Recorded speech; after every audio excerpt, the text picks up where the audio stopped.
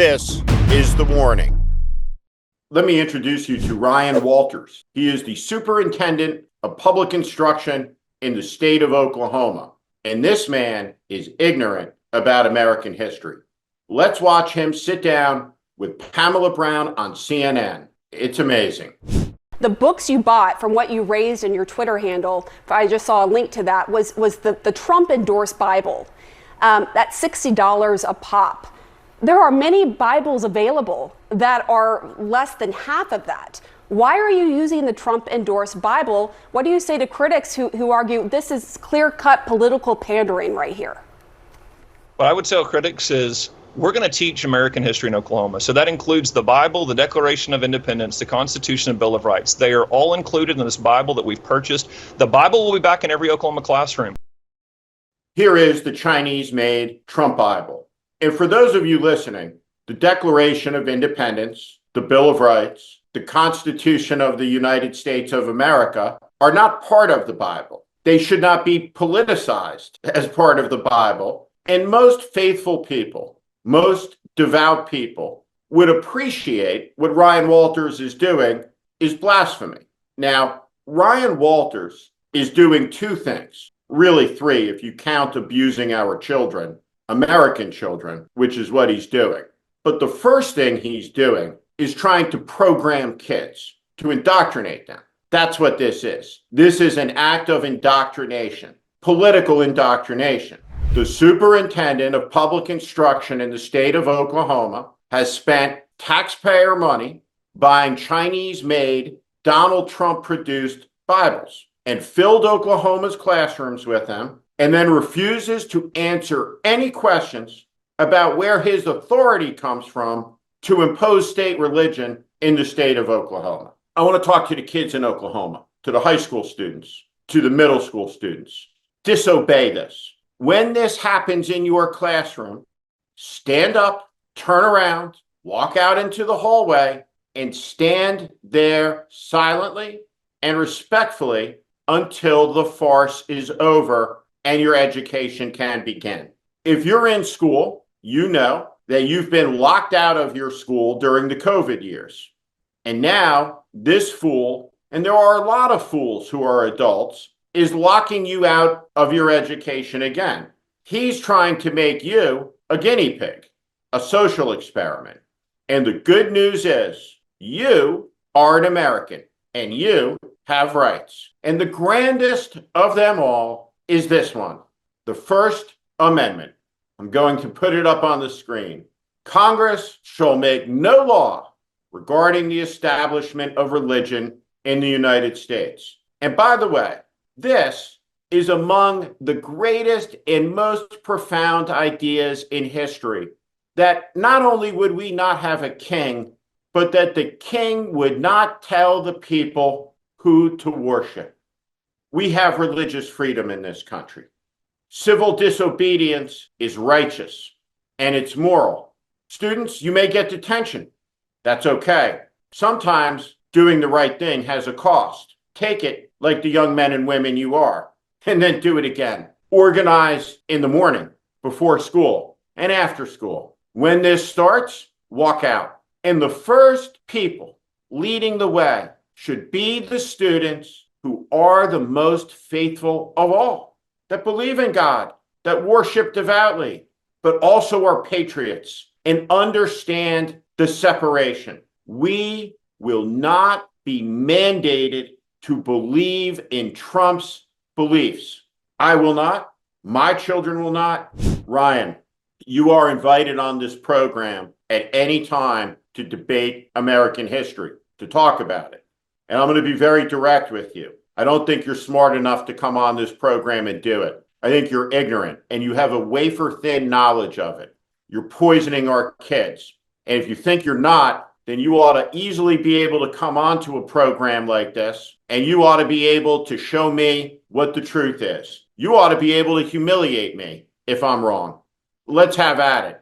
The thing about it, though, is I think you're a bully. I think you're trying to impose things on people that you can't justify, that you can't debate. And that's why when Pamela Brown asked you a question, where do you think your power comes from? there was no answer. The Constitution's crystal clear on religious liberty. I know the left doesn't want our kids to know anything about the role the Bible played in American history. They don't want any of our kids to know about the Constitution. Our religious liberties are protected, and the left has driven the Bible out of schools, driven prayer out of schools, and everything in education's gotten worse since. The bottom line, even though this clown has magic letter R next to his name, Oklahoma residents are going to have to make a decision: destroy our schools or vote him out. Oklahoma is choked off by this idiocy, and it is malignant. Let's talk about another malignancy in Congress: hypocrisy. It is everywhere. Nancy Mace is an astounding hypocrite. I'm not going to stand for a man, if someone with a penis is in the women's locker room, that's not okay. And I'm a victim of abuse myself. I'm a rape survivor. I have PTSD from the abuse I've suffered at the hands of a man. And I know how vulnerable women and girls are in private spaces. Now, let's take her at her word that she is terrified of seeing a penis in the bathroom, and specifically a congressional penis.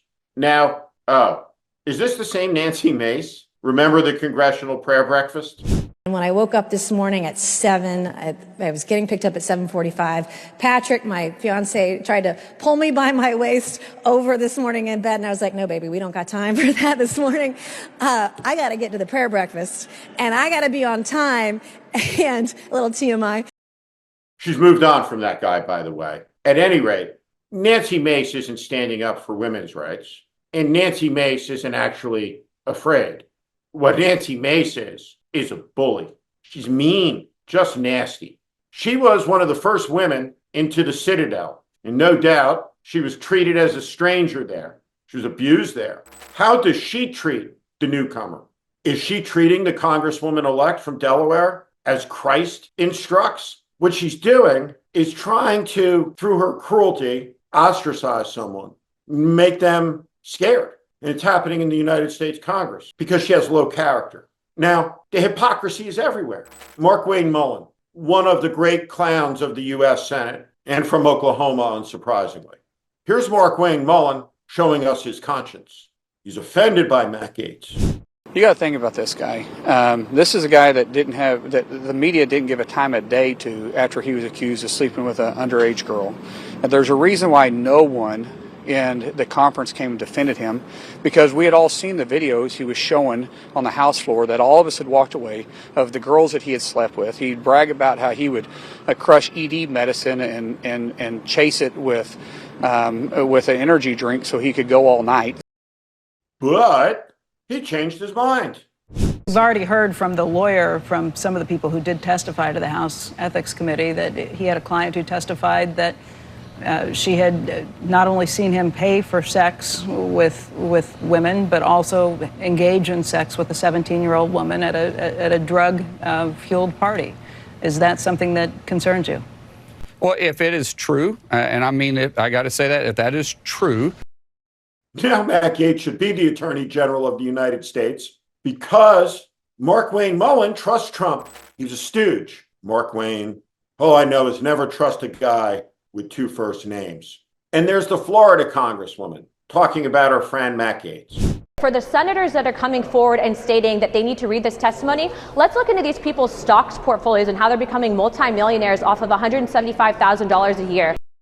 I completely agree. We can do both. Yes, let's release any reports we have about U.S. senators using their positions of power to engorge themselves at the public trough or participate in illegal insider stock deals, and get the Matt Gaetz report. Mike Johnson says the report cannot be released, even though there is precedent for really awful sexual offenders having ethics reports released after they left Congress. So that falls apart. The report can be released. Now, it really shouldn't matter if you're a United States Senator what the House does. Release the report, don't release the report.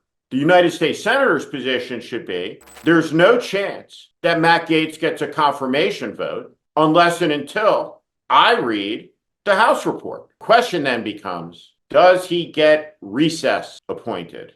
And there, the drama begins. Let's watch Stephen Miller. If there are some cabinet appointments that become troublesome, will the president use the recess appointment process? Yes.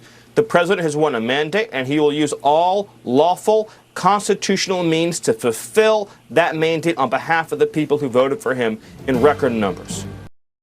There are some of the most spectacularly disordered, unfit people that have ever in American history been nominated to a position of responsibility, have been nominated in this moment by Donald Trump. They are unfit. Linda McMahon is not one of those people. Marco Rubio is not one of those people. Would Linda McMahon have been my appointment if I were president to be Secretary of Education? She would not have been. Would Marco Rubio have been my choice to be Secretary of State? He would not have been.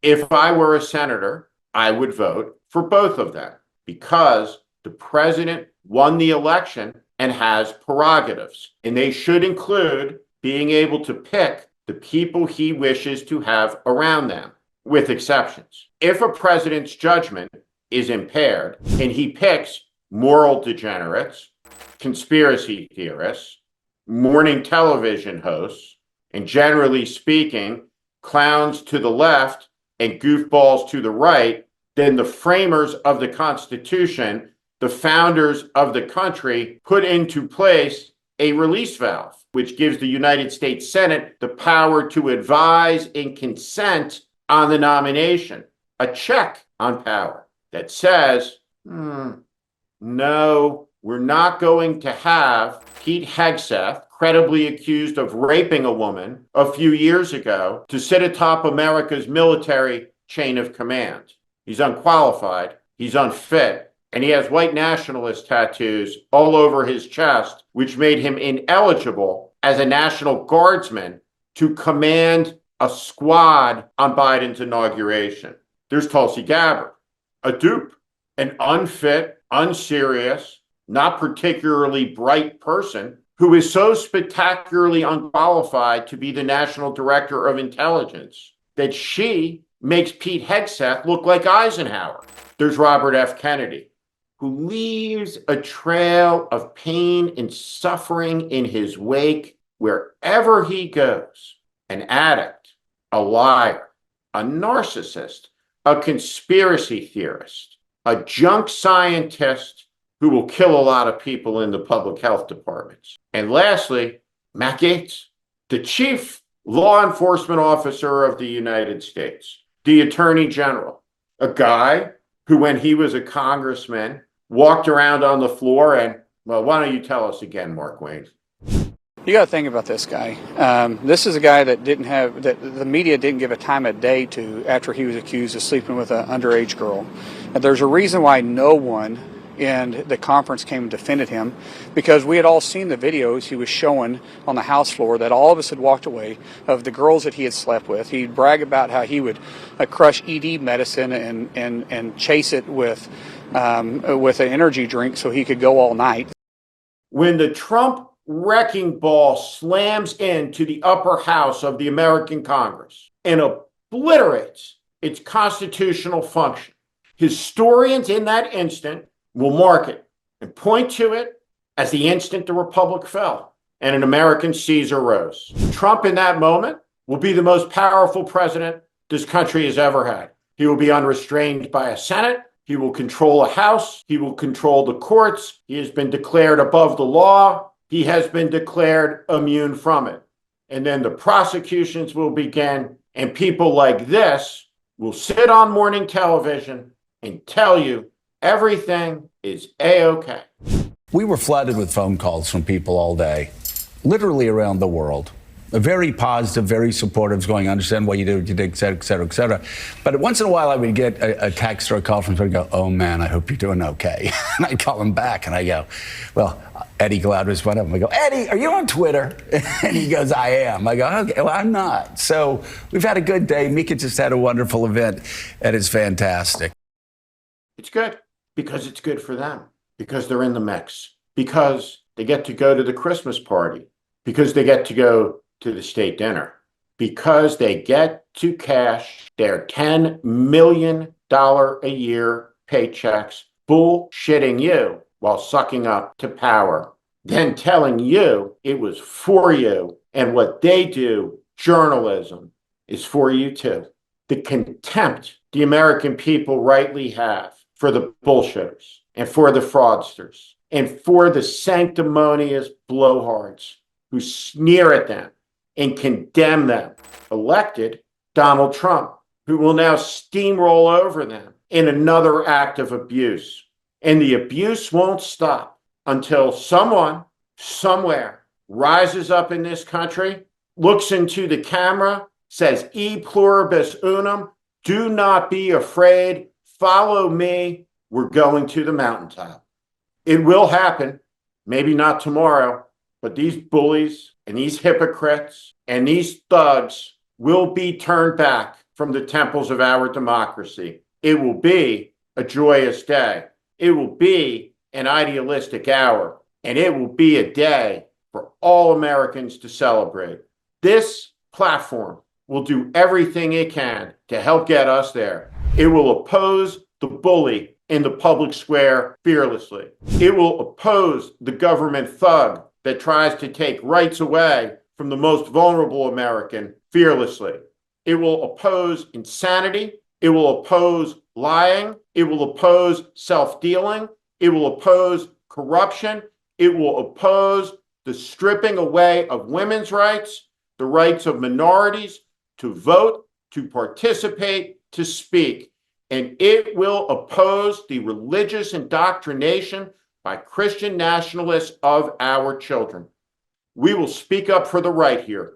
We will oppose tyranny, and we will fight back against Donald Trump. If you want to understand what is happening, if you want to know why it is happening and how to fight back against it, how to stop, how to process the danger, how to think about it in the context of history, then there's a home for you here. Turn off these crappy cable news stations. Walk away from them. It's like eating cotton candy with a big gulp chaser. It's terrible for you. This isn't. This is The Warning.